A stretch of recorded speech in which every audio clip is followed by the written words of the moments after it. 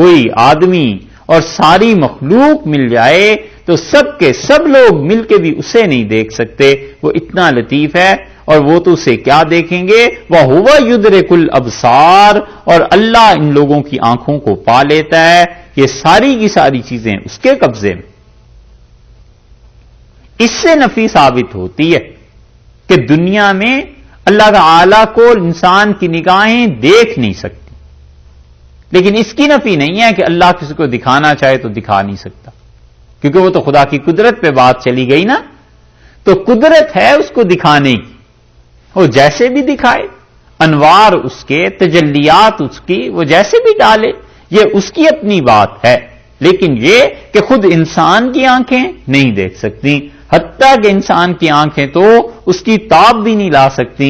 حضرت موسیٰ علیہ الصلوۃ والسلام نے عرض کیا تھا کہ آپ کو دیکھنا چاہتا ہوں، تو رسول اللہ صلی اللہ علیہ وسلم نے فرمایا کہ بس اتنی ذرا سی سوئی کے ناکے کے برابر خدا کا نور وہ پڑا اس پہ، اور پہاڑ ٹکڑے ٹکڑے ہو گیا، اور وہ بھی اللہ کی کوئی ایک تجلی تھی، ذات پاک تو اس سے بھی بلند و بالا ہے۔ خالص فلسفے کے مسائل ہیں، اور سورہ اعراف میں ایک آیت آتی ہے، امید ہے انشاءاللہ موقع ہوا تو اس پہ بات کریں گے۔ اللہ نے کہا ہے کہ انسان، سارے جنات اور مخلوق جو جو دیکھ سکتی ہے نا، ان سب کی بینائی کو جمع کر لو۔ لا تدرکہ الابصار، یہ ساری نگاہیں مل کے بھی اسے نہیں دیکھ سکتی، وہ اتنا لطیف، اتنا باریک ہے۔ وَهُوَ يُدْرِكُ الْأَبْصَارَ، اور اللہ کی ذات ہے وہ ان سب کی نگاہوں کو پا لیتا ہے، وہ دیکھ رہا ہے کہ کس کس کی نگاہ کیا کام کر رہی ہے، وہ دیکھ رہا ہے کہ کون کون کیا سوچ رہا ہے۔ تو یہ دونوں چیزیں اللہ تعالی نے اسی مناسبت سے آیت کے آخر پر دو لفظ لے آئے، وَهُوَ اللَّطِيفُ، اور اللہ کی ذات جو ہے وہ باریک بین ہے، لطیف ہے، تو اس کی لطافت کی وجہ سے پھر پیچھے دیکھیے تو لا تدرکہ الابصار، آنکھیں اسے نہیں دیکھ سکتی، اس کی ذات چونکہ لطیف ہے اس لیے تم لوگ اس کا، تمہاری نگاہیں احاطہ نہیں کر سکتی۔ اور خبیر ہے، دوسرا لفظ اللہ تعالیٰ نے اپنی صفت بیان کی نا خبیر ہونے کی، خبیر پہ یہ دوسری چیز آ گئی، وَهُوَ يُدْرِكُ الْأَبْصَارَ، اور نگاہوں کو وہ پا لیتا ہے، نگاہوں کو وہ پا لیتا ہے کیونکہ وہ خبیر ہے، اور لطیف پہلے حصے میں آ گیا، خبیر دوسرے حصے میں آ گیا۔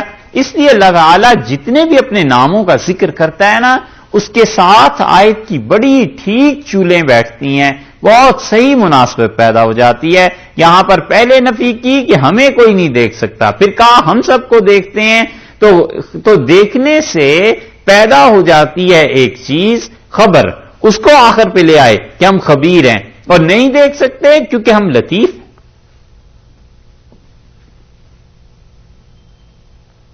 بڑی لطیف بات ہے فلسفے کی بات، لیکن بہت باریک بات ہے اگر سمجھ میں آئے۔ ایک تو یہ کان ہے جو سنتے ہیں، ٹھیک ہے نا، قوت ہے جو جس کے ذریعے ہم سنتے ہیں، ہمارا جسم سنتا ہے، خود وہ جو قوت ہے وہ کس ذریعے سے سنتی ہے؟ آنکھیں ہیں جن کے ذریعے ہم دیکھتے ہیں، اور وہ جو بصیرت یا بصارت یا اسے کہیے دیکھنے کی جو قوت ہے وہ خود کہاں سے دیکھتی ہے؟ سمجھے؟ چیزوں کو ہم سونگھتے ہیں، اور یہ خود سونگھنے والی حس کہاں سے سونگھتی ہے؟ یہ ہے چیز۔ اللہ کی صفات ایسے ہیں کہ تعالی شانہ سنتے ہیں، اور وہ سمیع اپنی ذات سے سننے والا ہے، وہ لطیف ہے، باریک بین ہے، اور وہ خود اس کی ذات ہی ایسی ہے، کوئی اسے کسی کا احاطہ فکر اسے نہیں پا سکتا۔ اسی لیے حضرت مجدد الفسانی رحمۃ اللہ علیہ نے مکتوبات میں لکھا ہے کہ وہ کہتے ہیں جو کچھ فلسفی کو بحث کے آخر پہ ملتا ہے، اور جو کچھ خواب دیکھنے والا خواب میں دیکھتا ہے، اور جو کچھ صوفی مراقبات میں اور ان چیزوں میں پاتا ہے، اور جس چیز پر بھی مخلوق پہنچتی ہے، اللہ کی ذات اس سے کہیں زیادہ بلند و بالا ہے۔ وراء الورا ثم وراء الورا، یہ الفاظ لکھیں کہ اس سے بھی بلند، اس سے بھی بلند، اور اس سے بلند، اور اس سے بھی بلند ہے اللہ کی ذات۔ یہاں پر اللہ نے فرما دیا ہے کہ دیکھو تم خدا کے ساتھ شریک ٹھہراتے ہو، کہاں اللہ اور کہاں یہ چیزیں، کوئی دور دور کی تعلق اور مناسبت نہیں ہے ان چیزوں سے۔ اور یہ جتنے دلائل ہم نے دیے، قد جاءکم بصائر من ربکم، تم تک پہنچ چکی ہیں یہ سمجھ کی باتیں، یہ سوچ کی باتیں، یہ سوچنے کی باتیں ہیں۔ یہ ہم نے جو دلائل دیے ہیں ان پر تم غور کرنا تاکہ تم ہم تک پہنچو، ان چیزوں کو تم سوجنا۔ ابصرہ کا لفظ ارشاد فرمایا ہے، ابصرہ کا مطلب بصیرت، غور، فکر سے کام لینا۔ ہم نے اتنے دلائل اپنی توحید کے دے دیے، اپنی وحدانیت کے دے دیے، تمہیں یہ کہتے ہیں، یہ سکھاتے ہیں کہ ان چیزوں پر غور کرنا۔ فمن ابصر، اور جو کوئی بھی غور کرے گا ان چیزوں پر، فلنفسہ، وہ اپنی جان ہی کو بچانے کو غور کرے گا، وہ اپنی جان کے لیے غور کرے گا، اس کا کریڈٹ اسے ہی جائے گا۔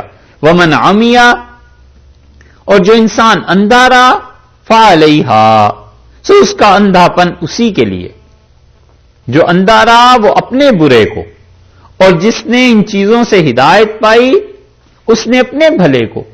ہمارا کیا ہے؟ ہم نے تو یہ سب کچھ اس لیے سمجھایا ہے کہ تم اپنا غور کرو، ہماری ذات اس کو کوئی فرق نہیں پڑتا، اگر پوری کائنات میں کوئی اس کو نہ پہچانے، وہ ذات بلند و بالا ہے اس چیز سے کہ وہ پہچانی جائے، یا وہ احتیاج رکھتی ہو کہ اسے پہچانے، اور ساری دنیا بھی اسے پہچان لے تو بھی وہ ذات اپنی خود ذات میں تعریف کی گئی ہے، مجید، حمید، خود بخود تعریف کیا گیا، جس میں خود ہی اتنی عظمت ہے۔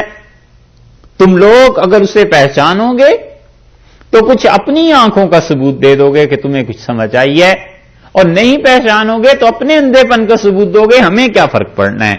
فمن ابصر فلنفسہ، جو انسان بھی اس کی ذات تک پہنچا، سوجا، اس نے سمجھا ان چیزوں کو، فلنفسہ ہی، سو اپنے ہی واسطے، ومن عمی فعلیہا، اور جو انسان اندھا رہا سو اپنے ہی برا اس نے کیا۔ علیہا کا مطلب اس کے اوپر، یعنی اس کا وبال اس کے اوپر پڑے گا۔ اس کا ترجمہ کیا ہے کہ فعلیہا، اپنے برے کو، اپنی برائی کو، اپنے نقصان کے لیے۔ یہاں ترجمہ ہے کسی نے کیا، لام فلنفسہ اور علا ایک دوسرے کے مقابلے میں آ رہے ہیں نا، فلنفسہ فعلیہا، تو لام کا مطلب نفع کے لیے ہو گیا اور علا کا مطلب نقصان کے لیے ہو گیا۔ تو یوں ترجمہ کریں گے کہ فمن ابصرا، جس انسان نے بصیرت حاصل کی اس سے، فلنفسہ ہی، اس نے اپنے بھلے کے لیے کی، ومن عمیہ، اور جو اندھا رہا، فعلیہا، سو اپنے برے کے لیے ہوا۔ علا کا اس میں ترجمہ آ گیا، کسی نے کیا ایسا ترجمہ؟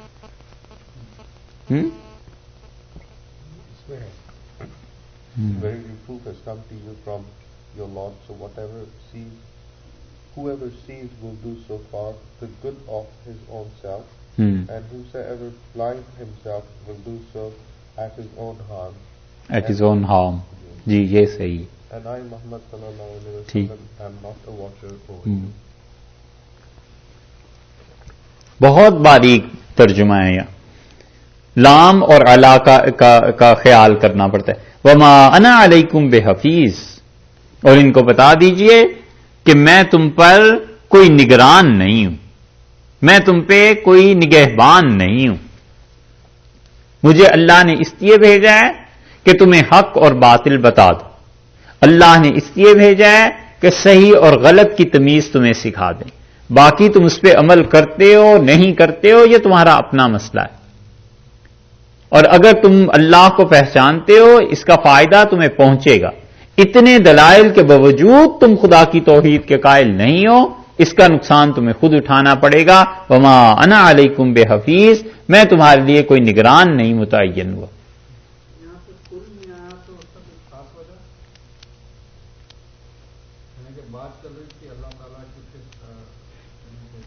بات اللہ تعالیٰ کی طرف سے چل رہی ہے، اور اللہ تعالیٰ نے کہا کہ یہ سب چیزیں آ گئی ہیں، یہاں پہ کل کو نہیں لائے، کیونکہ کلام جو ہے عربوں میں ایسے بھی ہوتا ہے کہ کبھی کبھی بغیر تخاطب کے تخاطب کا جملہ دے دیتے ہیں، اور یہ فصاحت کی چیزوں میں گنا جاتا ہے، فصاحت، بلاغت، اس اعتبار سے۔ وَكَذَلِكَ، کیوں نہیں مانتے؟ دو دلائل تو کل گزرے، یاد ہے؟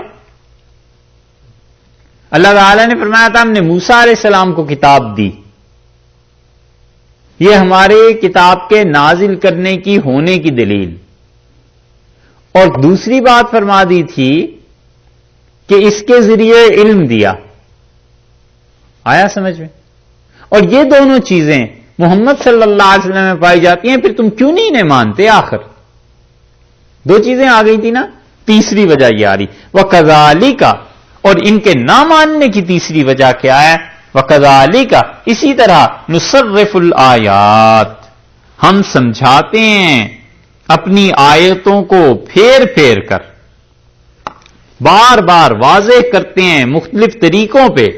کبھی ہم عقل کے دلائل دیتے ہیں، کبھی ہم انبیاء علیہ السلام سے نقل کر کے دلائل انہیں سمجھاتے ہیں، کبھی ہم جنت کی بات کرتے ہیں تاکہ انہیں ترغیب ملے، کبھی ہم جہنم سے ڈراتے ہیں۔ نصرف الآیات، ہم اپنی نشانیوں کو، ہم اپنے پتے کو بار بار بتاتے ہیں، بار بار کہتے ہیں کہ یہ سب ہمارے پتے ہیں، تم ہم تک پہنچو، یہ سب ہماری نشانی ہیں، تم ان سے حاصل کرو کہ ہمارا پتہ کیا ہے۔ محبت ہو جائے اللہ کے ساتھ تو آدمی ڈھونڈتا ہے کہ جس سے محبت ہو گئی ہے کہیں اس کے گھر کا پتہ چلے۔ فرمایا یہ سارے پتے ہم نے تمہیں دے دیے ہیں، کسی بھی چیز پر غور کرتے رہو گے ہم تک پہنچ جاؤ گے۔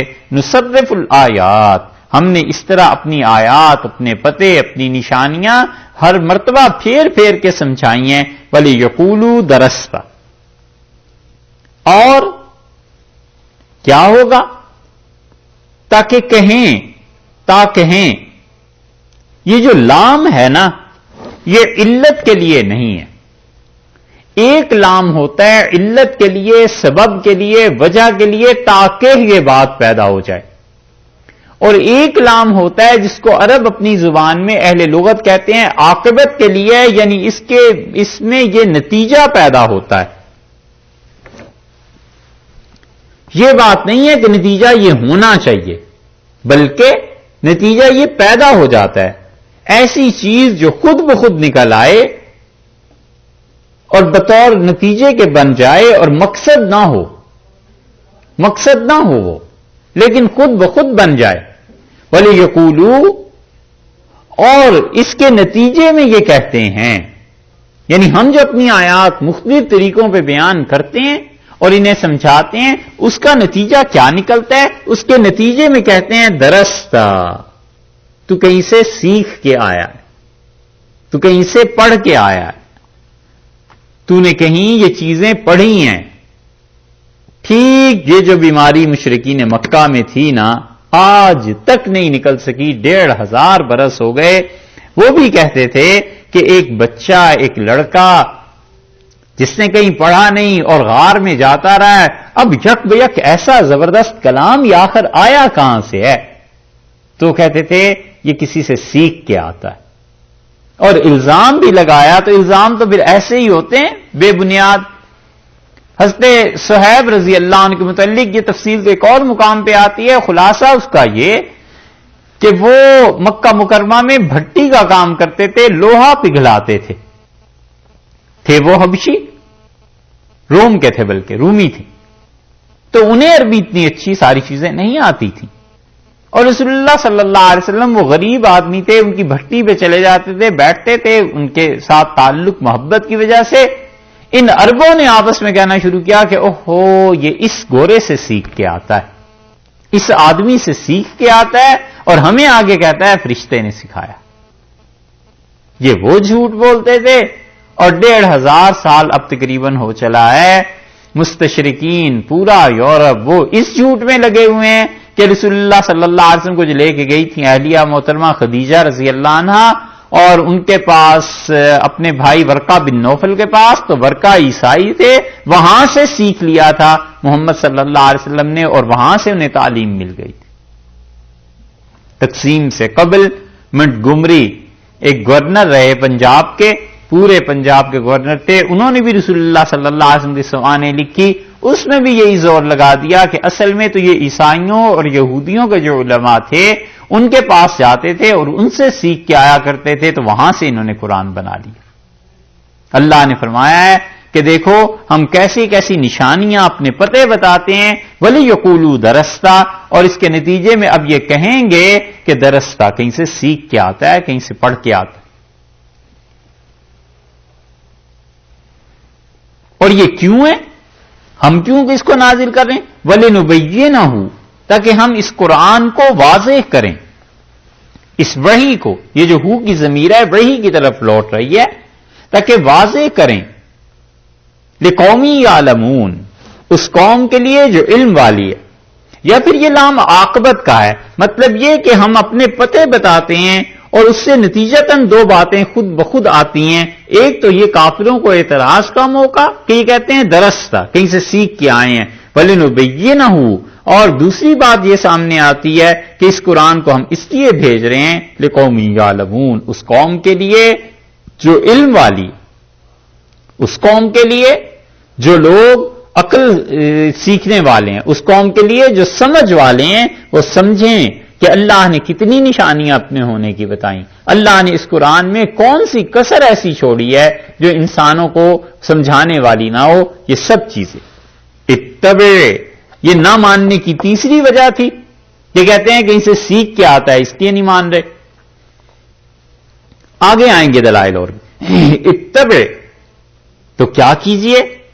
آپ پیروی کیجئے، چلیے ما اوحی الیک، اس وحی کی جو آپ کی طرف کی گئی ہے، اس حکم پر جو آپ کو آئے میرے رب کا، اپنے پروردگار کی طرف سے۔ بس آپ ان سارے اعتراضات کو ان پر لوٹا دیں، ان سب باتوں کو چھوڑ دیں، آپ کا کام اتنا ہی ہے کہ آپ پیروی کیجئے اس وحی کی جو آپ کی طرف اللہ نے بھیجی ہے۔ اور یہ رسول اللہ صلی اللہ علیہ وسلم کو حکم ہے کہ حکم ہمارا ماننا ہے، اللہ نے کہا ہے کہ وحی کی آپ پیروی کیجئے۔ تو اس سے ثابت ہوتا ہے کہ دنیا میں کوئی مقام اور مرتبہ کسی بڑے سے بڑے آدمی کا بھی ایسا نہیں آ جاتا کہ اللہ کے حکم کو وہ نہ مانے، ہر صورت اللہ کا حکم ماننا ضروری ہے۔ اس لیے فرما دیا ہے کہ پیروی کیجئے اس چیز کی جو اللہ کا حکم ہے، نماز، روزہ، اسی طرح عبادات، معاملات، ہر چیز میں اللہ کو حکم مانا جائے گا۔ یہ کہنا کہ فلاں بزرگ اس مرتبے پر پہنچ گئے کہ ان سے شریعت کے سارے احکامات ساقط ہو گئے، الیاذ باللہ، یہ کفر ہے۔ اگر شریعت ساقط ہونی ہوتی تو حضرت صلی اللہ علیہ وسلم سے ہو جاتی۔ اللہ نے انہیں بھی حکم دیا کہ اتبع ما اوحی الیک من ربک، آپ چلیے اس طریقے پر جو اللہ نے آپ کو حکم دیا۔ کسی سے شریعت ساقط نہیں ہو جایا کرتی۔ لا الہ الا ہو، اللہ کے علاوہ کوئی الہ نہیں، اللہ کے علاوہ کوئی مالک نہیں ہے، اللہ تعالی کے علاوہ کوئی بھی نہ علم رکھتا ہے نہ قدرت رکھتا ہے۔ علم تو بس اللہ ہی کا علم ہے، سارے کا سارا غیب کا علم اس کے پاس۔ اور دوسری چیز قدرت، اختیار، سب کا سب اللہ کے پاس ہے، اللہ کے علاوہ کسی کے پاس نہیں ہے۔ وَأَعْرِضْ عَنِ الْمُشْرِكِينَ، اور اس کے ساتھ آپ کیا کیجئے؟ آپ اپنے آپ کو جانے دیجئے، مطلب اور جانے دیجئے عن المشرکین، شرک کرنے والوں میں سے۔ یہ جو شرک ہیں ان سے اپنے آپ کو بچائیں، جانے دیں۔ عارض، ایک طرف ہٹا لیں، عن المشرکین، ان کو جو شرک کرتے ہیں نا ان سے جانے دیں، درگزر کریں۔ فی الحال کوئی بات نہیں، فی الحال ان کی باتیں سنیں اور بس چپ کر کے گزر جائیں، نکل جائیں، ان کو کرنے دیں باتیں۔ وقت آئے گا ان کا پروردگار خود ان سے حساب لے لے گا، وقت آئے گا اور اللہ تعالیٰ خود ان سے پوچھے گا کہ یہ کیا کیا باتیں بیان کرتے رہیں۔ وَلَوْ شَاءَ اللَّهُ، اور اگر اللہ چاہتا، مَا أَشْرَكُوا، یہ بالکل شرک نہ کرتے۔ اللہ اگر جبر کرنا چاہتا کوئی شرک نہ کرتا۔ خدا اگر مشین کی طرح سب کو پیدا کر دیتا پھر امتحان کس بات کا رہتا؟ یہ دنیا امتحان کی جگہ ہے، لوگ چاہتے ہیں یہاں پہ ریزلٹس ملیں، اور آخرت وہ مقام ہے جہاں پر جزا اور سزا ملنی ہے، اور وہاں مشرکین جا کے سوچیں گے کہ عمل کر لیں، اور وہ کہیں گے ایک بار بھیج دے، ہم بالکل پروردگار شرک نہیں کریں گے۔ وہ دنیا ہے ہی ایسی جس میں عمل ہے، جس میں جزا ہے، عمل نہیں، اور یہ دنیا ایسی ہے جس میں اللہ نے عمل رکھا ہے، کبھی کبھی جزا کی کوئی چیز دکھا دیتا ہے، در حقیقت وگرنہ یہ عمل کی دنیا، جزا آخر پہ ملے۔ اسی لیے ابن عربی رحمت اللہ علیہ نے ایک جگہ بحث میں یہ جو نظریہ پیش کیا ہے کہ جن لوگوں تک شریعت کا پیغام نہیں پہنچا قیامت میں ان کا کیا ہوگا، تو ابن عربی رحمت اللہ علیہ نے ایک نظریہ یہ پیش کیا ہے کہ قیامت کے دن اللہ تعالیٰ ایسے سارے کافروں کو کھڑا کرے گا، ایک نبی ان کے لیے بنائے گا، اور اللہ تعالیٰ ان سے کہے گا کافروں سے کہ اس کو مانتے ہو یا نہیں مانتے، تو جو مان لیں گے انہیں جنت میں بھیج دیں گے، جو نہیں مانیں گے انہیں جہنم میں بھیج دیں گے۔ تو ابن عربی رحمت اللہ علیہ کے اس نظریے پر ان کے بعد آنے والوں نے جتنی بھی بحث کی ہے اور اس نظریے کا رد کیا ہے، اس میں سے ایک چیز یہ بھی ہے کہ انہوں نے کہا وہ کوئی عمل کرنے کی دنیا تھوڑا ہی ہے، وہاں تو جزا ملے گی، عمل تو اس دنیا کا ہے جو قابل قبول بھی ہے اور قابل رد بھی ہے۔ تو اس لیے یہ بات نہیں ہے کہ وہاں پر جا کر کسی کو نبی بنایا جائے گا اور یہ چیزیں ہوں گی، بلکہ اس دنیا کی بات کرو، اس دنیا میں جو بغیر ان چیزوں کے معنی سنے چلے گئے ان کا کیا ہوگا۔ اور رد کرنے والوں میں اس پہ مجدد الفسانی رحمت اللہ علیہ بھی ہیں جنہوں نے مکتوبات میں اس پہ بحث کی۔ اس لیے اللہ نے فرمایا وَلَوْ شَاءَ اللَّهُ، اور اگر اللہ چاہتا مَا أَشْرَكُوا، بالکل یہ لوگ شرک نہ کرتے، سارے کے سارے موحد ہوتے، مومن ہوتے۔ اپنا اختیار جو کچھ بھی انسان کا ہے اس بنیاد پر کہا ہے کہ تم خدا کی توحید کو مانتے ہو، یہی ہے کہ خدا کے لیے شرک علیہ باللہ قائل ہو، وگرنہ اللہ جبر کر دیتا تو سارے لوگ مشینی کی طرح ہو جاتے۔ جیسے مشین سے ایک قسم کی پروڈکٹس نکل رہی ہیں، اسی طرح عقیدہ بھی کوئی ایسی چیز ہو جاتی کہ ہر آدمی مومن ہوتا۔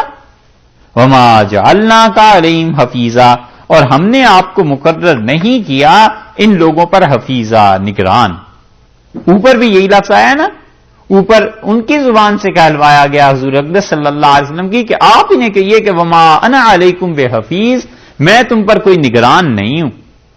اور یہاں پر اللہ تعالیٰ نے اپنی طرف سے فرما دیا ہے کہ وما جعلناک علیہم حفیظا، اور تمہیں ہم نے ان پر نگران مقرر نہیں کیا، یعنی یہ کوئی ایسی بات نہیں ہے کہ آپ کو بٹھا دیا ہو ان پہ کہ ضرور ہی آپ بات منوا کر ان سے اٹھیں یا آپ کی باتیں یہ ضروری مان جائیں گے، ایسی بات نہیں۔ وما انت علیہم بوکیل، اور اسی طرح آپ پر نہیں ہے کچھ بھی ان کا حوالہ، یعنی یہ لوگ ان کا کفر شرک آپ سے نہیں پوچھیں گے ہم کہ یہ کیوں کافر رہے، کیوں مشرک رہے، آپ نے اپنا کام پورا کر دیا، آگے جو کچھ بھی ہے وہ ان کا اپنا معاملہ، یہ اللہ کا عدل ہے، اللہ کا انصاف ہے۔ بتایا ہے کہ رسول اللہ صلی اللہ علیہ وسلم سے کوئی پوچھ نہیں ہوگی، اور انبیاء علیہ السلام نے پیغام پہنچا دیا، ماننا ہے مانے، نہیں ماننا ہے تو اپنے آخرت اپنے لیے خود ہی دیکھ لیں گے۔ 3 مقامات پر اس جگہ پہ مسلسل اللہ نے یہی بات کی ہے۔ اللہ تعالیٰ نے فرمایا فمن ابصر فلنفسہ ومن عمی فعلیہا، جس نے اللہ کو پہچانا اپنے ہی بھلا کیا، اور جس نے اس کو نہیں پہچانا اپنا ہی برا کیا۔ ایک وما انا علیکم بحفیظ، میں تمہارا کوئی نگران نہیں ہوں۔ 2 اور تیسرے یہ فرما دیا ہے کہ دیکھیے وما جعلناک علیہم حفیظا وما انت علیہم بوکیل۔ 4 چوتھی جگہ یہ وما انت علیہم بوکیل، اور آپ کے ذمے کوئی حوالہ ان کا حوالہ آپ کے ذمے نہیں ہے، آپ کا پیغام پہنچا دینا تھا، بس انسان اتنا کام کرتا رہے، اس کے ریزلٹس آئیں یا نہ آئیں اللہ پہ چھوڑ دے، لوگوں کو صحیح راہ بتاتا رہے، سچی بات کی دعوت دیتا رہے، اسلام کی طرف کافروں کو بلاتا رہے۔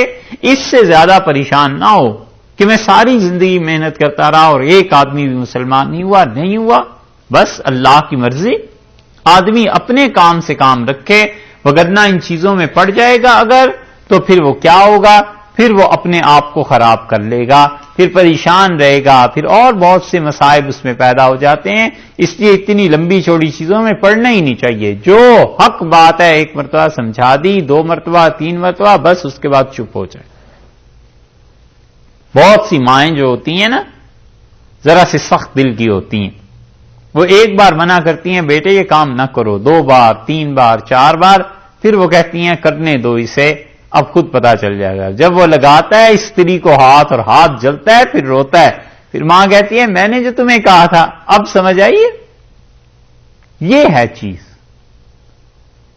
سعدی نے لکھا ہے کہ وہ جا رہے تھے رحمت اللہ علیہ اس میں جہاز میں، سفر تھا بحری، اور ایک لڑکا بہت چیخ رہا تھا، چلا رہا تھا، اور بادشاہ جو تھا وہ بحری سفر کا سارا لطف کرکرا ہو رہا تھا.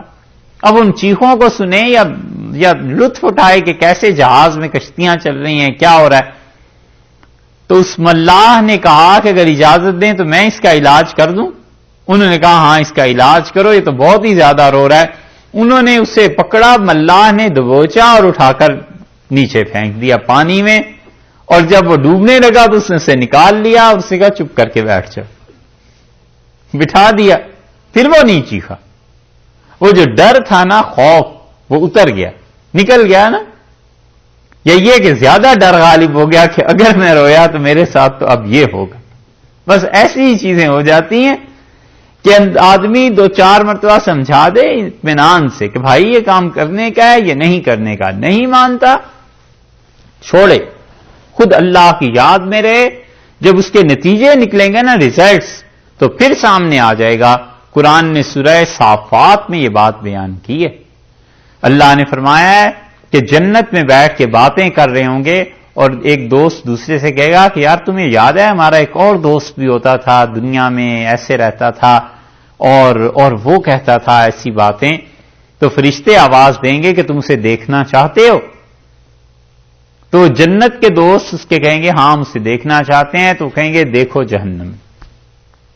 کھڑکی کھول دیں گے ایک اور یہ دیکھیں گے تو اللہ تعالیٰ نے فرمایا کہ سواء جہیم، جہنم کی تہ میں پڑا ہوا ہوگا اور چل رہا ہوگا. اور یہ کہیں گے اللہ تیرا شکر ہے تو نے اس کی گمراہی سے ہمیں بچا لیا. یہ تو ہمیں کہتا تھا قیامت ہی نہیں آنی. یہ تو ہمیں کہتا تھا کہ یہ سب باتیں اگلوں کی ہیں، سب غلط باتیں ہیں. اور ایسے نہیں ہوا کہ ہم اپنی اس دوست کے پیچھے چل پڑے، وگرنہ تو یہ ہمیں تباہ کر دیتا.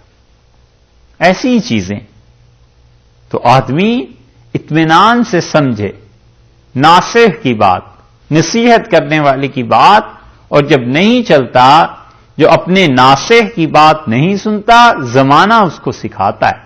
اور زمانہ جو سکھاتا ہے نا، اس سے عقل بڑی پکی آتی ہے، بڑی پختہ، مگر آتی ہے ذرا سی پھر تجربے کے بعد. تو تجربے والی عقل مہنگی بھی پڑتی ہے، بڑی مہنگی پڑتی ہے. تجربے سے جو عقل آتی ہے وہ جاتی نہیں پھر کبھی بھی، لیکن مہنگی بڑی پڑتی ہے.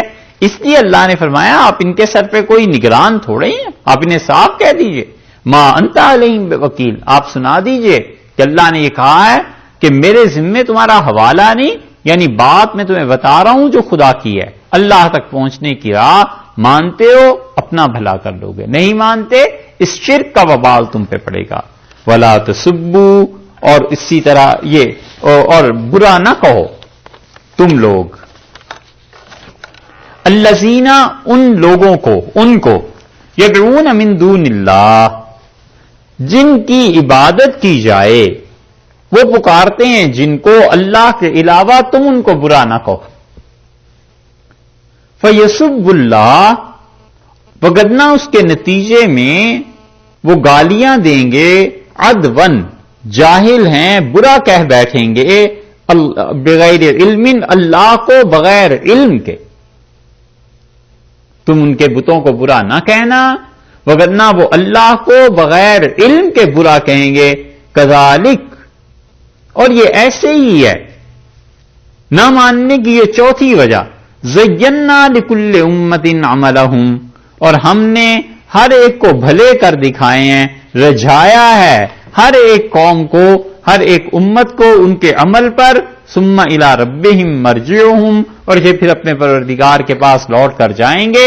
فَيُنَبِّئُهُمْ تب وہ جتا دے گا بِمَا كَانُوا يَعْمَلُونَ جو کچھ یہ کرتے تھے. اس آیت کریمہ میں اللہ تعالی نے بہت بڑا ایک اصول بیان کیا ہے جو فقہا اور علم الکلام والے اس اصول کو اس سے انہوں نے ہزاروں مسائل ثابت کیے اس ایک آیت سے. اللہ نے اصول کی بات فرمائی ہے. پہلے اس آیت کو تھوڑا سا تشریح کر لیں پھر اس اصول پہ آتے ہیں. دیکھیے اوپر جو ہے آیت نمبر 106 سے سیوے چل رہے ہیں سارے حضور اقدس صلی اللہ علیہ وسلم کے لیے نا اتبع آپ پیروی کیجئے.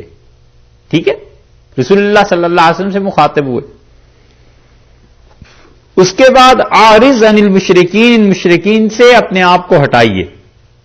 یہ انہی سے سنگل ہے نا سیگا. وما جعلناک علیہم حفیظا وما انت علیہم بوکیل. آپ سے ان کے متعلق نہیں پوچھا جائے گا آپ ان پہ نگران نہیں.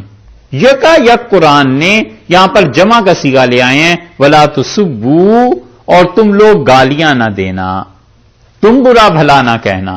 الذین یدعون من دون اللہ جن کو پکارتے ہیں اللہ کے علاوہ تم ان کو برا نہ کہنا. یہ جمع کا صیغہ یہ بتاتا ہے کہ حضور اقدس صلی اللہ علیہ وسلم تو کبھی گالی دینے والے تھے نہیں. مسلمانوں میں سے ممکن ہے کسی نے برا بھلا ان کے بتوں کو کہہ دیا ہو اور اس وجہ سے اللہ نے یہاں پر جمع کا صیغہ استعمال فرما دیا. ایک بات تو یہ پتا چلی.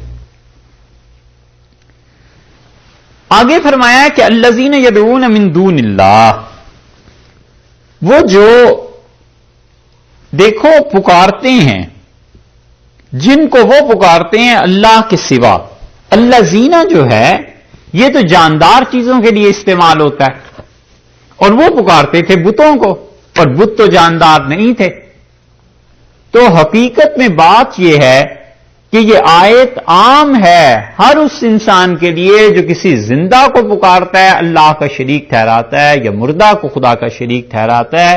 اس مردے میں کبھی جان تھی یا نہیں تھی دونوں صورتیں اس میں شامل ہیں. وہ بت ہیں جو لکڑی سے بنائے گئے پتھر سے بنائے گئے اور اسی طرح اللہ کے وہ نیک اور پاک بندے جو خدا کی مقبول ہستیاں تھیں علیہ الصلوۃ والسلام انہیں اللہ کا شریک بنایا گیا. اللہ تعالی نے فرمایا ان کی عبادت کی جاتی ہے تو دیکھو انہیں برا بھلا نہ کہنا. اس کلیے اور قاعدے سے اللہ زینہ کی جو تحت ہے انبیاء علیہ السلام تو نکل گئے کیونکہ مسلمان نے برا کہہ ہی نہیں سکتے تھے. علیاذ باللہ تو خود کفر ہو جاتا. تو اس قاعدے میں وہ لوگ آ گئے جو خود اپنی عبادت کرواتے تھے جو اس پہ راضی اور خوش تھے کہ ان کی عبادت کی جائے علیاذ باللہ. اور وہ زندہ تھے یا مردہ دونوں آ گئے کہ اللہ نے کہا انہیں بھی برا نہ کہو. کیوں نہ کہو یہ آگے بات آتی ہے. فرمایا ہے کہ ان کو تو پھر اس سے معلوم ہوا کہ یہ ضمیر جو ہے اللہ زینہ کی یہ بتوں کے لیے استعمال ہوئی ہے. ایک تو وجہ یہ ہے کہ وہ کافر ان بتوں کے پیچھے ان روحوں کو سمجھتے تھے. وہ عالم ارواح کے قائل تھے کہ بتوں کی عبادت نہیں ان روحوں کی پرستش کی جا رہی ہے جو اس کے پیچھے ہیں. ایک وہ گروپ آ گیا اور ایک گروپ وہ آ گیا جو خود چاہتے تھے کہ ان کی عبادت ہو اب مر گئے تو ان کی عبادت ہوئی. پھر عیسائیوں میں کتنے ملیں گے جوش انسائکلوپیڈیا آپ اٹھا کر دیکھ لیجئے کتنے ہی ان کے پادری اور ایسے ملیں گے جو یہ چاہتے تھے کہ مرنے کے بعد فلاں فلاں کلیسا میں فلاں فلاں گرجے میں ان کی قبریں قائم کی جائیں اور لوگ ان پر آ کے نظر و نیاز چڑھائیں اور لوگ آ کے ان کی باقاعدہ پرستش کریں. تو یہ سب آ گئے اور اللہ کے جتنے اچھے اور نیک بندے تھے وہ سب اس آیت سے خارج ہو گئے کیونکہ گالی کا تو سوال ہی پیدا نہیں ہوتا. یہاں پر فرمایا کہ بلا اچھا کیوں نہیں گالیاں نہ دو.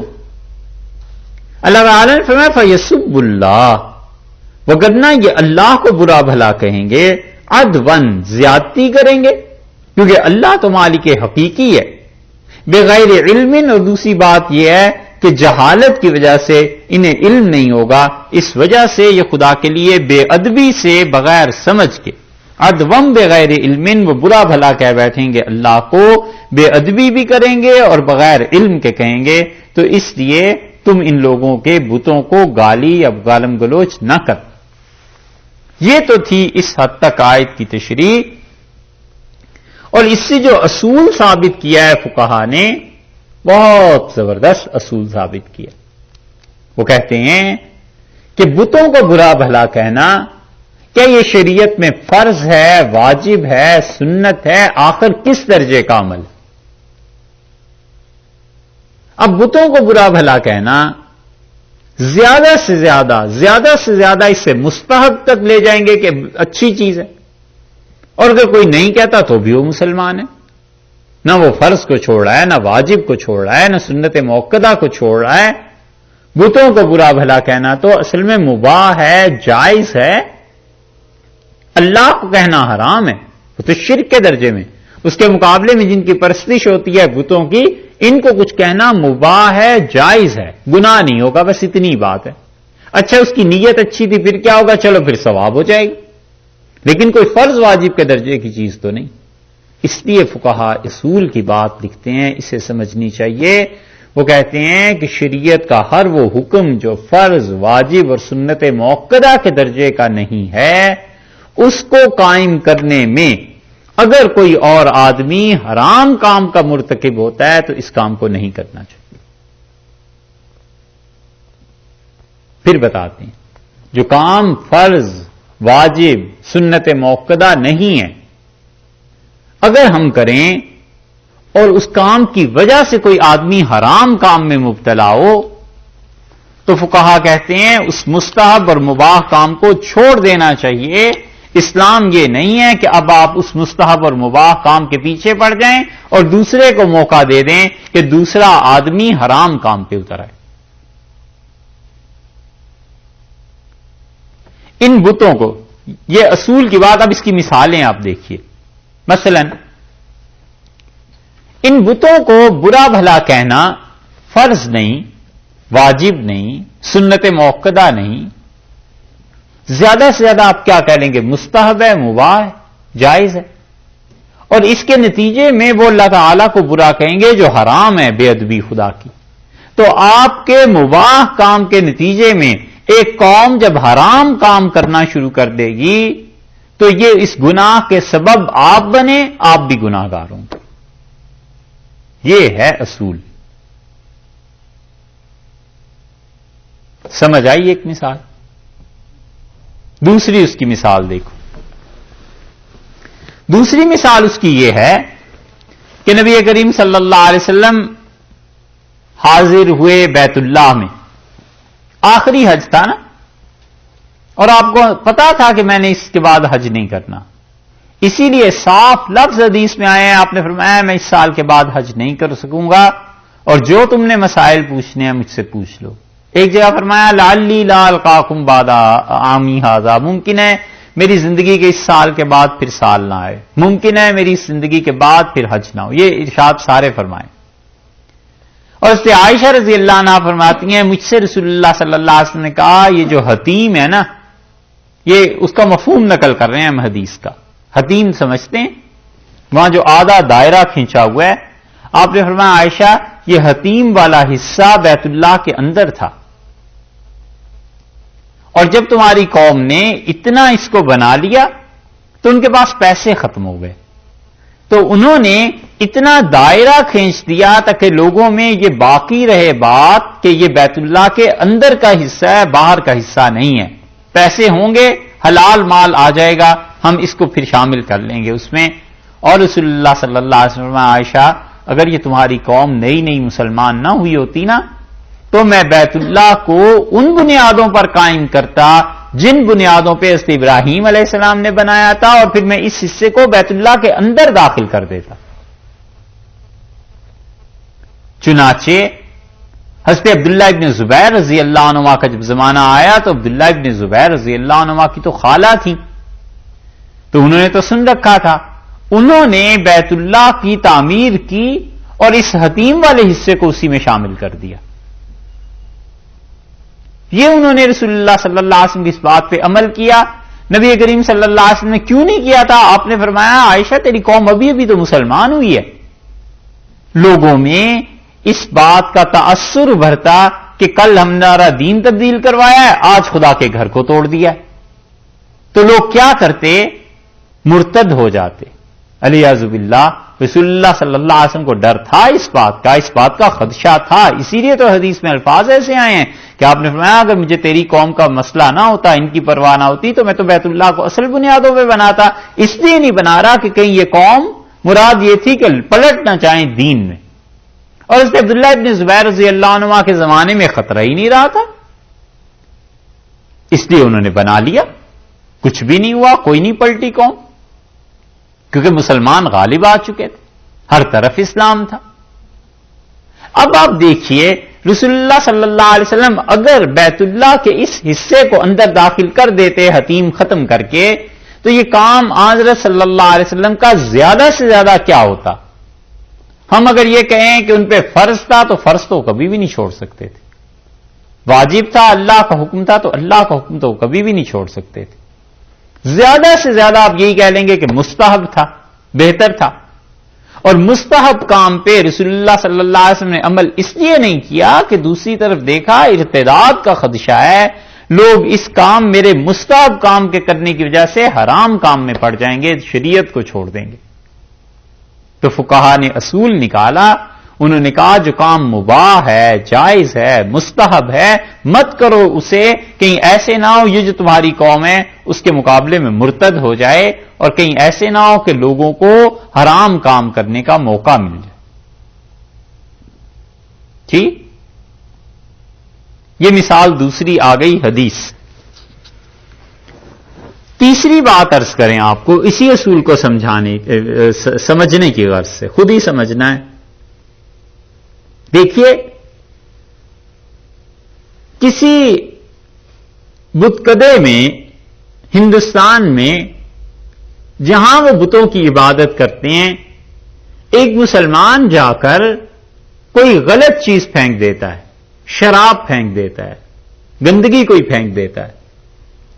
یہ کام جو اس نے کیا یہ کون سی نے کیا؟ آخر فرض نہیں شریعت نے قرار دیا، واجب نہیں قرار دیا، ضروری نہیں قرار دیا. زیادہ سے زیادہ چلو بہت تیر مار لیا تو مستحب پہنچ گئے، بڑا اچھا کیا ہے، بتوں کی توہین کر دی گئی. اور اس کے مقابلے میں جو مسلمانوں کی جانیں جائیں گی، جو پھر فساد بڑھکے گا، اور پھر جو وہ مسجدوں کی بربادی ہوگی، وہ حرام کام تک پہنچ گئے نا. تو اس حرام کا سبب یہ بنا، یہ بھی اتنا ہی گناہ گار ہو جائے گا، چاہے اس انسان کی نیت کیسی ہو.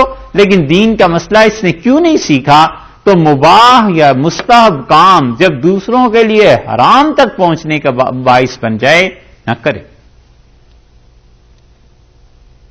بہت سی چیزیں جو اس معاشرے میں مسلمان دیکھتے ہیں مستحب ہے، وہ کام ٹھیک ہے، جائز ہے، لیکن اس کی وجہ سے اگر دوسرے کو اسلام کا مذاق اڑانے کا موقع ملے اور دوسرا اسلام کا مذاق اڑاتا ہے، مت کرے اس کام کو. کیوں آخر لوگوں کو وہ ہدایت کی راہ بھی بند کرتا ہے اور لوگوں کو موقع دیتا ہے کہ وہ حرام کام کریں. اس مستحب کام کی وجہ سے وہ حرام کام ہو رہا ہے، تو اس مستحب کا چھوڑ دینا، ترک کر دینا واجب ہے، ضروری. 3 چیزیں ہو گئیں. اب اس کے بالکل برعکس ایک مثال دے دیتے ہیں کہ فرض اور واجب کام کیسے ہوتے ہیں، مستحب کے مقابلے میں وہ نہیں چھوڑے جا سکتے. حسن بصری رحمت اللہ علیہ اور ابن سیرین بصرہ میں جنازے میں گئے، اور حسن بصری اور ابن سیرین رحمت اللہ علیہ دونوں بصرہ کے ان لوگوں میں سے تھے جن کی لوگ پیروی کرتے تھے، اکابر تابعین میں سے تھے، دونوں کا بڑا مقام تھا. حسن بصری رحمت اللہ علیہ پہ غالب تھی بہت احتیاط، اور ابن سیرین رحمت اللہ علیہ بڑے خوش مزاج، لوگوں کو بڑی رعایت کی باتیں بتانے والے، اللہ سے امید دلانے والے. چلے گئے، جنازے میں عورتیں بھی تھیں. تو ابن سیرین رحمت اللہ علیہ نے کہا کہ اس جنازے میں تو عورتیں بھی شامل ہیں، پردے کا مسئلہ ہو جائے گا، میں تو نہیں چاہتا. وہ اپنے گھر واپس چلے گئے. تو حسن بصری رحمت اللہ نے فرمایا جنازہ فرض ہے، ضروری ہے، اور جو چیز فرض ہے وہ دیگر لوگ اگر اس میں خلل ڈالیں گے تو ہم ان کی شرارتوں کی وجہ سے فرض چیزوں کو تو ترک نہیں کر سکتے، اس لیے ہم تو جنازہ پڑھیں گے اور جائیں گے بھی. سمجھے آپ؟ تو یہ فرض اور واجب کے درجے کی چیزیں ہیں، انہیں کافروں کی شرارت کی وجہ سے کوئی نہیں چھوڑ سکتا. توحید کی چیز ہے، عقیدہ ہے، اسے کوئی نہیں چھیڑ سکتا، اسے کوئی چھوڑ بھی نہیں سکتا.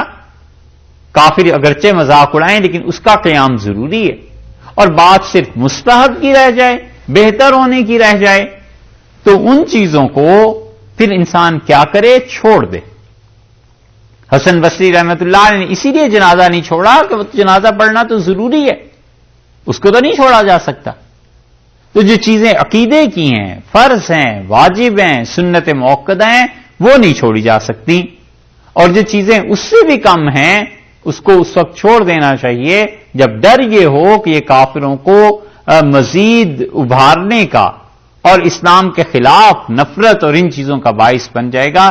چپ رہے، غیر موقدہ سنتوں پہ عمل نہ کرے. 5 مثالیں ہو گئیں. ایک اور مثال دیں آپ سے.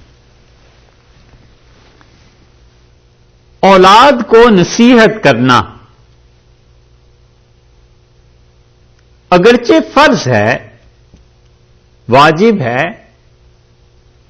اس وقت جب وہ کوئی گناہ کا کام اور برائی کا کام کرے. فقہا کہتے ہیں کہ ڈائریکٹ کسی کام کا حکم دینا اولاد کو بعض مرتبہ فرض اور واجب نہیں ہوتا، صرف مستحب ہوتا ہے. مثلا خود بھی کوئی کام آدمی کر سکتا ہے اور بیٹے سے کہا کہ یہ کام تم کر دو تو وہ کام خود بھی کیا جا سکتا تھا. معمولی سا کام ہے، پانی پینا ہے، کھانا کھانا ہے، چھوٹی چھوٹی باتیں. اب اس نے بیٹے سے جب یہ کہا کہ کام کر دو اور اس لڑکے نے انکار کر دیا تو وہ انکار کی وجہ سے حرام کام کر رہا ہے، گناہ میں پڑ رہا ہے. اس کے مستحب سے اس کو حرام کام میں ڈال دیا. تو فقہا کہتے ہیں کہ کبھی بھی بچوں سے آرڈر نہ کرے، بلکہ انہیں اس طرح سمجھایا جائے کہ بیٹے آپ یہ کام کر دیں گے، بیٹی یہ کام اگر آپ کر لیں تو ٹھیک نہیں ہے. اس طرح سے بات کی جائے کہ اگر یہ کام ہو جائے تو اچھا ہے، کہ برا ہے آپ بتائیں. اور اس طرح سے بات کی جائے کہ مثلاً اس نے چائے پینی ہے تو یہ کہا جائے کہ چائے کی طلب ہو رہی ہے، جی چاہتا ہے تھوڑی سی چائے پی لیں، پتہ نہیں کون بنائے گا. اب نتیجہ یہ کہ اگر بچی انکار بھی کر دیتی ہے، نہیں بناتی تو گناہگار نہیں ہوئی. اور اگر اسے کہے گا کہ باپ کے چائے بناؤ اور پھر انکار کرے گی تو گناہگار ہو جائے گی. یہ چیزیں اس لیے بچوں کی جو تربیت ہے نا، خام خواہ اپنی اولاد کو گناہگار نہ کرے. جہاں پر بعض اوقات کوئی حق نہیں ہوتا حکم چلانے کا اور وہاں بھی کوئی حکم دے دیتا ہے تو نتیجہ یہ کہ اس بے احتیاطی کے سبب سے دوسرا گناہگار ہو جاتا ہے. اللہ سے معافی مانگنی چاہیے. انسان ہے، ہو جاتی ہے بھول چوک بھی، ایسی صورتیں بھی پیش آ جاتی ہیں، مگر یہ جو حکم دینے والی چیزیں ہیں نا کہ دوسرے کو خام خواہ گناہ میں مبتلا کرنا، یہ نہیں کرنا چاہیے. محض اپنا مستحب کام ہے، اس کی وجہ سے اسے گناہ میں ڈال دیا. ایک اور مثال اس کی دیں، آخری. نصیحت کرنا ہے، کسی کو سمجھانا ہے تو بس نرمی سے سمجھا دے. واز یہی ہے، نصیحت یہی ہے کہ یہ کام نہ کیا جائے، اس میں یہ ہو جاتا ہے، یہ ہو جاتا ہے. یہ باتیں شدت سے اصرار دوسرے کو گناہگار بنا دیتا ہے. نہ کرے. وہ پہلے ہی کسی گناہ میں پڑا ہوا ہے، اسے اور گناہ میں کیوں ڈالنا ہے؟ آپ نے ایک تجویز رکھی ہے اس کے سامنے کہ یہ بات کر لیں، مناسب ہے یا نہیں. بس وہ کہتا ہے ٹھیک ہے، نہیں مناسب، اس کی مرضی، اس کو آزادی ہے. آپ سمجھتے ہیں کہ وہ چیز ہونی ہے تو پھر بھی اس کو سمجھایا جا سکتا ہے کہ یہ دلائل ہیں جس بنیاد پہ ہم سمجھتے ہیں ہو جانا چاہیے. لیکن یہ جو آرڈر کرنا ہے نا کسی کو، اور پھر وہ نہ مانے، یہ بے ادبی کی چیزیں ہو جاتی ہیں، ان چیزوں سے بچنا چاہیے۔ اسی لیے اللہ کے جو اچھے بندے تھے، جب تک بہت ہی بے تکلفی اور بہت ہی محبت نہیں ہوتی تھی، وہ عام زندگی میں حالات میں اصرار نہیں کرتے تھے کہ ضروری یہ کام کرو، بس 2-4 مرتبہ سمجھا دیا کہ یہ کام کر لیں، مناسب ہے نہیں ہے، اس کے بعد چھوڑ دیا کہ اس کو سمجھ آ گئی ہے، ٹھیک ہے، نہیں آئی ہے تو میں اسے کیوں گناہ گار کروں خام۔ یہ چیز فقہا نے اس ایک اصول سے ثابت کیا، اس ایک آیت سے۔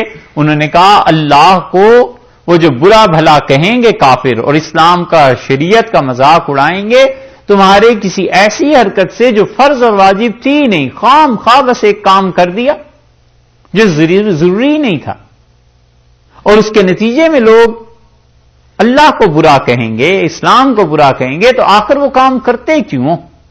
مت کرو۔ یہ چیز ہے۔ اللہ نے فرمایا ہے کذالک، یہ چوتھی وجہ ہے نہ ماننے کی، زینا، ہم نے مزین کر دیا، ہم نے زینا رجھایا ہے، لکل امت عملہم، ہر ایک قوم کے لیے، عملہم، ہر ایک امت کے لیے، زینا لکل امت، ہم نے ہر ایک گروہ، ہر ایک امت، ہر ایک فرقے کے لیے، عملہم، ان کے کام کو رجھایا ہے، مزین کر دیا ہے، بس وہ ظاہر میں دیکھتے ہیں اور اپنے اپنے عبادت کے رسومات کے طریقے انجام میں لے آتے ہیں، تکوینی طور پر اللہ نے چھوڑ دیا ہے، کوئی جبر نہیں کیا ان پہ، ثم الی ربہم مرجعہم، اور پھر ان کا لوٹنا ہے، انہیں واپس پہنچنا ہے اپنے پروردگار کی طرف، فینبئہم، سو وہ انہیں جتائے گا، بما کانوا یعملون، جو کچھ کہ یہ لوگ عمل کرتے رہے، اللہ انہیں جتا دے گا، اللہ انہیں بتا دے گا کہ تم کیا کیا عمل کرتے رہے ہو۔ انبیاء علیہ السلام تمہارے پاس آئے تھے، انہوں نے نصیحت کر دی تھی، فرض اور واجب کام تھے اس کا حکم دے دیا تھا، تم نے نہیں مانا، آج کے دن اپنے اعمال کا مزہ چکھو۔ وَاقْسَمُوا بِاللَّهِ، اور قسمیں کھاتے ہیں اللہ کی۔ ہوا یہ کہ حضرت ابو طالب کے پاس یہ لوگ آئے، جب حضرت ابو طالب کا آخری وقت تھا ان دنوں میں، اور مشرکین مکہ سمجھ گئے کہ اگر ابو طالب نہ رہے تو رسول اللہ صلی اللہ علیہ وسلم پہ ہاتھ ڈالنا یہ مصیبت اور بڑھ جائے گی، کہ لوگ کہیں گے ابو طالب کے ڈر سے اس پہ ہاتھ نہیں ڈالا تھا، اب ابو طالب نہیں رہے تو اب یہ سارے شیر ہو گئے ہیں، تو یہ تو ہماری ناک کٹ جائے گی۔ تو ابو جہل، عمر بن العاص رضی اللہ عنہ جو بعد میں مسلمان ہو گئے، اور یہ سب لوگ گئے اور انہوں نے کہا کہ ابو طالب سے جا کر بات کرو، کوئی وقت دے اور ہم سب ملنا چاہتے ہیں۔ تو مطلب ایک کافر تھا، وہ گیا اور اس نے ابو طالب سے کہا کہ اس طرح ملنا چاہتے ہیں کچھ لوگ آپ سے، تو حضرت ابو طالب نے فرمایا کہ بلا لو۔ انہوں نے کہا تم اپنے بھتیجے سے کہو کہ وہ ہمارے بتوں کو برا نہ کہے، اور ہم اللہ تعالی کو برا نہیں کہیں گے۔ تو رسول اللہ صلی اللہ علیہ وسلم نے تو کبھی برا کہا ہی نہیں تھا، اس لیے ان کے لیے تو یہ آیت کا سوال نہیں پیدا ہوتا، یہ جو گالیوں والی بات ہے۔ البتہ رسول اللہ صلی اللہ علیہ وسلم کے یہ جو کہتے تھے نا کہ ان چیزوں کو کوئی اختیار نہیں ہے اور یہ بے جان چیزیں ہیں، اس کو وہ یہ سمجھتے تھے یہ گالیاں ہیں، اس لیے انہوں نے اس سے تعبیر کیا، وگرنہ آن صلی اللہ علیہ وسلم کی زبان مبارک انسان اور بت تو درکنار کسی جانور تک کو گالی نہیں دی۔ ساری حیات طیبہ میں سخت سے سخت لفظ رسول اللہ صلی اللہ علیہ وسلم کے گنے گئے ہیں، کوئی گالی نہیں۔ شدید ترین جملہ امام بخاری رحمت اللہ علیہ نے کتاب الادب میں نقل کیا، المفرد میں ان کی جو کتاب ہے اس میں وہ لائے ہیں، اور وہ یہ ہے کہ رسول اللہ صلی اللہ علیہ وسلم نے اپنی ایک خادمہ نوکرانی سے کہا، وہ بچی تھی چھوٹی، کوئی کام کرنے کو کہا، وہ باہر جا کے کھیلنے لگی، اسے بلایا اور فرمایا وہ کام، اس نے کہا مجھے یاد نہیں رہا، کھیلنے لگی تھی، تو رسول اللہ صلی اللہ علیہ وسلم نے فرمایا اگر اللہ کے ہاں جواب کا مجھے خوف نہ ہوتا تو میں تمہیں بہت سخت مارتا، اور پھر کہا کام کرو بس۔ رسول اللہ صلی اللہ علیہ وسلم کی یہ بات آخر خاندان تھا۔ حضرت حسن رضی اللہ عنہ کے متعلق بھی کہتے ہیں کہ حضرت حسن رضی اللہ عنہ نے ساری زندگی کبھی سخت بات نہیں کی۔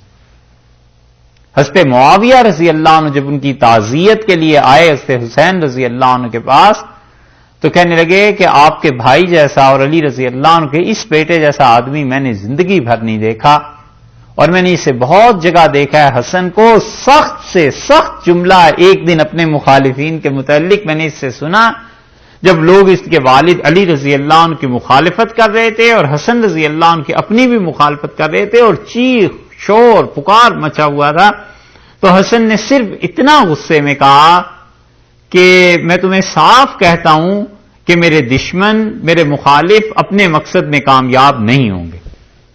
فرمایا بس اس سے زیادہ سخت جملہ ہم نے ان کی زبان سے نہیں سنا۔ یہ چیز تھی، بڑے لوگ تھے، ان کا کردار تھا، بات کرنے کی تمیز تھی، ڈھنگ تھے، یہ چیزیں تھیں۔ اور اس سے حسن رضی اللہ عنہ کو اس کے مقابلے میں خارجیوں نے جینا دو بھر کیا ہوا تھا۔ خارجی کیا، وہ تو کم تھے، خود سیدنا علی رضی اللہ عنہ کے حامی طرفدار، وہ اس پہ معاویہ رضی اللہ عنہ کے ساتھ جتنی بھی ان کی صلح ہو گئی تھی اس پہ صاف گزرتے چلتے پھرتے تانے دیتے تھے اور کہتے تھے عار المسلمین، مسلمانوں کی ننگ، مسلمانوں کو ذلیل کرنے والا، لیاذ باللہ۔ آخر حضرت حسن رضی اللہ عنہ نے ایک سے کہا کہ العار خیر من النار، آج کی یہ ذلت کل کے جہنم سے اچھی ہے۔ نہیں بولتے تھے سخت جملے۔ تو یہ جو صحابہ کرام رضی اللہ عنہ کے متعلق ہے یہ بھی یہی چیز ہے کہ انہوں نے کہا ان کے قبضے میں کچھ نہیں یہ باتیں، اور جملہ کیا ہے جس پہ وہ چڑھتے تھے۔ رسول اللہ صلی اللہ علیہ وسلم کو حضرت ابو طالب نے بلا لیا اور کہا یہ تمہاری قوم کے افراد ہیں اور یہ کہتے ہیں کہ محمد صلی اللہ علیہ وسلم اگر ہمارے بتوں کو برا نہ کہیں ہم بھی نہیں کہیں گے۔ تو آپ نے فرمایا اچھا پھر وہ کہہ لیں جو میں ایک بات انہیں بتاتا ہوں، اور صرف ایک جملہ کہہ لیں تو اللہ کی قسم مشرق و مغرب ان کے تحت آ جائے گا اور لوگ ہمیشہ کے لیے انہیں خراج دیں گے اور ان کے پاس پیسے آئیں گے۔ تو ابو جہل نے کہا کہ تم کہو ہم ایسا جملہ کہنے کو تیار ہیں۔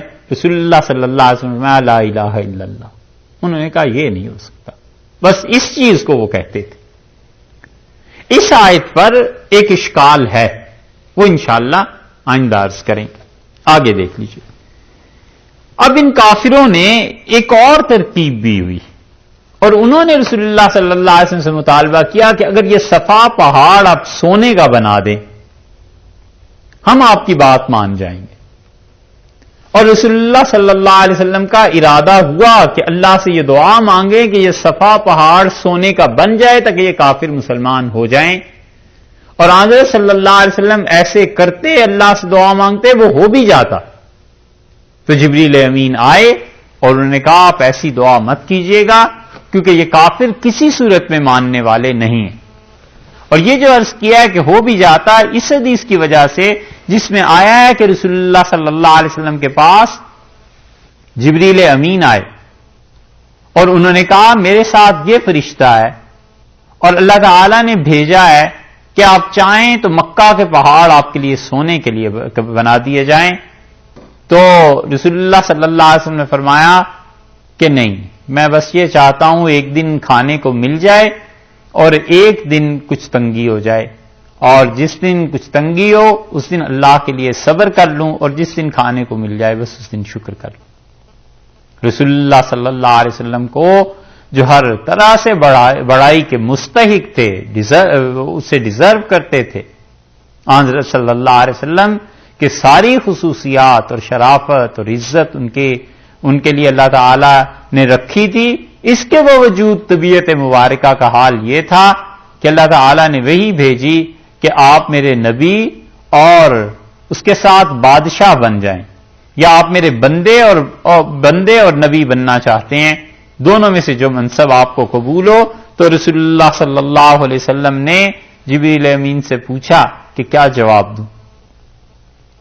تو انہوں نے عرض کیا کہ بندگی اور تواضع اور نبوت یہ چیزیں جمع ہیں، یہ ٹھیک ہے، زیادہ صحیح ہے. تو رسول اللہ صلی اللہ علیہ وسلم، اللہ میں چاہتا ہوں کہ نبوت رہے اور میں تیرا بندہ بن کے رہوں. تو رسول اللہ صلی اللہ علیہ وسلم نے اس عاجزی کو، انکساری کو اتنی فوقیت دی ہے، کیونکہ جو آدمی عاجز بن کے رہتا ہے خدا کے سامنے، اللہ اسے آخر پہ غلبہ ہی دے دیتا ہے. اور جو آدمی متواضع نہیں رہتا، خدا اس کو پھر ذلیل بھی کر دیتا ہے. لیکن یاد رکھیے ایک تیسری قسم بھی ہے، وہ یہ کہ کوئی آدمی اس نیت سے عاجزی اختیار کر لے کہ آخر کار میں بادشاہ بن جاؤں اور غلبہ. اس کا مطلب یہ ہے کہ یہ ایسا کبر چھپا ہوا ہے دل میں جو تواضع کے رنگ میں آتا ہے، اور یہ اور مصیبت ہے اور بدتر. اس لیے حقیقتاً اپنے آپ کو مٹاتا رہے. تو جب یہ بات آئی کہ صفا کی پہاڑی یہ سونے کی بن جائے، قسمیں کھائیں. اللہ نے فرمایا وَأَقْسَمُوا بِاللَّهِ، اور اللہ کے نام کی قسمیں کھاتے ہیں. جَهْدَ أَيْمَانِهِمْ، پوری تاکید سے، زور لگا کے. جَهْدَ أَيْمَانِهِمْ، قسمیں کھاتے ہیں. جہدہ کا مطلب شدید محنت، شدید کوشش کر کر کے، بہت بھرپور قسمیں کھاتے ہیں. لَإِن جَاءَتْهُمْ، اگر ان کے پاس آ جائے آیتن، ایک معجزہ، وہ معجزہ صفا پہاڑ کا سونے کا بن جانا، اگر یہ آ جائے لَيُؤْمِنُنَّ بِهَا، تو یہ ضرور اس کو مان جائیں گے، ضرور حضور اقدس صلی اللہ علیہ وسلم کی نبوت کو مانیں گے، اسے تسلیم کر لیں گے. قل، آپ فرما دیجئے انما الآیات عند اللہ، یہ جو آیات ہیں نا، یہ جو نشانیاں ہیں، یہ چیزیں اللہ کے پاس ہیں، اللہ کے قبضے میں. وہ چاہے تو صفا پہاڑ کو سونے کا بنا دے اور دے دے، اور نہ چاہے تو نہ بنائے. میرے اپنے بس اور اختیار کی بات تھوڑے ہی ہے. وَمَا يُشْعِرُكُمْ، اور مسلمانوں تمہیں کیا پتا. اس لفظ سے معلوم ہوتا ہے کہ صحابہ کرام رضی اللہ عنہ کے بھی دلوں میں آ گیا کہ یہ بن جائے صفا پہاڑ اگر سونے کا. ان کو تو پتا تھا کہ نبی صلی اللہ علیہ وسلم کے معجزات ہیں، اور یہ بھی ایک معجزہ اگر دکھا دیں اور ہو جائے اللہ کی طرف سے، تو یہ ان تکالیف، مصیبتوں، ان چیزوں سے جان چھٹ جائے گی، یہ سارے کافر مسلمان ہو جائیں گے. وما یشعرکم، اور تمہیں کیا معلوم ہے مسلمانوں، انہا، یہ ہو جائے اگر صفا پہاڑی کا سونے کا بننا، یہ معجزہ دکھا دیں، اذا جاءت، جب یہ آ جائے، لا یؤمنون، تو یہ لوگ پھر بھی نہیں مانیں گے. وما یشعرکم، ایک ترجمہ. دوسرا یہ کہ وما یشعرکم، اور مسلمانوں تمہارے پاس کیا خبر ہے، تمہیں کیا معلوم ہے، انہا اذا جاءت، کہ یہ معجزہ اگر ہم دکھا دیں، لا یؤمنون، نہیں مانیں گے. کیا یہ کافر مان لیں گے؟ مراد یہ کہ نہیں مانیں گے، یہ ایمان نہیں لائیں گے باوجود اس کے کہ ان کو معجزہ دکھا دیا جائے. سورہ مائدہ میں بات گزر چکی ہے، ہم پڑھ چکے ہیں کہ اللہ تعالیٰ نے کہا تھا کہ ہم یہ دسترخوان نازل کر دیں گے، لیکن اگر نافرمانی کرو گے تو پھر عذاب بھی ایسے ہی شدید آ جائے گا. اصول کی بات یہ ہے کہ قوم جب معجزہ مانگتی ہے تو جو عالم غیب تھا وہ عالم شہادت ہو گیا نا، وہ تو غیب رہا ہی نہیں. اب کیا بات کیوں نہیں مانتے؟ تو پھر زیادہ جوتے پڑتے ہیں. جو ہی وہ معجزہ آ جائے جس کا قوم نے طلب کیا تھا، خدا دے دیتا ہے، پھر اس کے بعد اللہ کا عذاب بھی آ جاتا ہے. اگر نہ مانے تو خدا انہیں پکڑ بھی لیتا ہے. یہی ہوا، انہوں نے کہا کہ سالے اگر واقعی تم خدا کے رسول علیہ الصلوۃ والسلام تو یہاں سے اونٹنی آ جائے پہاڑوں سے. اللہ نے اونٹنی دے دی، اور اللہ نے فرمایا کہ دیکھو اب اس اونٹنی کو اگر کسی نے نقصان پہنچایا ہمارا عذاب آ جائے گا. اور پھر انہوں نے جب اس اونٹنی کو مار ڈالا، خدا کا عذاب بھی آ گیا. ایسی حضرت عیسیٰ علیہ الصلوۃ والسلام کے ہاں کہ مائدہ اللہ نے فرمایا ہم نازل کر دیں گے، لیکن اب بھی جو نہیں مانے گا نا، پھر تو عالم غیب جو تھا وہ عالم شہادت بن گیا. جب عالم شہادت بن گیا تو وہ عذاب جو آخرت میں آنا تھا وہ اسی دنیا میں تمہیں آ کے پکڑ لے گا، کیونکہ حجت ہی نہیں رہی. اب تو دلیل قائم کرنے کا بھی وقت گزر گیا، دلیل ہو گئی قائم، اب تو وہ قیامت ہی آنی. اسی لیے اللہ نے فرمایا ہے کہ اب مسلمانوں تمہیں کیا معلوم کہ اگر یہ معجزہ، یہ چیز ہم دے دیں تو پھر بھی یہ لوگ نہیں مانیں گے. وَنُقَلِّبُ، اور ہم کیا کرتے ہیں، وَنُقَلِّبُ ہم الٹ دیں گے افئدتہم ان کے دل وابصارہم اور ان کی آنکھیں کما جیسے کہ لم یؤمنوا بہ جیسے کہ پہلی مرتبہ یہ اس قرآن پر ایمان نہیں لائے. یعنی اب تک اتنی آیات انہوں نے دیکھی، معجزات دیکھے، حضور اقدس صلی اللہ علیہ وسلم کی حیات کو دیکھا، ان کی سچائی کو دیکھا، یہ ساری چیزیں ان کے سامنے ہوئی ہیں، کیوں آخر ان چیزوں کو نہیں مانتے؟ کیوں آخر اللہ کی توحید کو قبول نہیں کرتے؟ کما لم یؤمنوا بہ جیسے یہ پہلی مرتبہ ایمان نہیں لائے نا، ہم ان کی نگاہیں پلٹ دیں گے، یہ چیزیں ہو جائیں گی، یعنی اللہ انہیں ان کی گمراہی پر چھوڑ دے گا کیونکہ پہلی مرتبہ ایمان نہیں لائے. وَنَذَرُهُمْ اور ہم انہیں چھوڑ دیں گے فی طغیانہم ان کے جوش میں یعمہون بہکتے ہوئے، اندھے ہوتے ہوئے. یعنی جن کو اللہ ہدایت دیتا ہے پہلی مرحلے پہ حق کو سن کر انصاف سے قبول کر لیتے ہیں، اور جنہوں نے پہلی مرتبہ ضد کر لی تھی اگر آج یہ معجزہ دکھا بھی دیں تو پھر بھی نہیں مانیں گے، کچھ نہ کچھ ہیلے بہانے ضرور بنائیں گے. فرعون بھی تو تھا، اس نے بھی تو دیکھی تھی نشانیاں. حضرت موسیٰ علیہ الصلوۃ والسلام سے اس نے دیکھا ایک ہاتھ ہے اور چمکدار ہو گیا، اور اس نے دیکھا کیسے وہ لاٹھی اژدہا میں تبدیل ہو گئی ہے، اس کے باوجود اس نے مان کے نہیں دیا.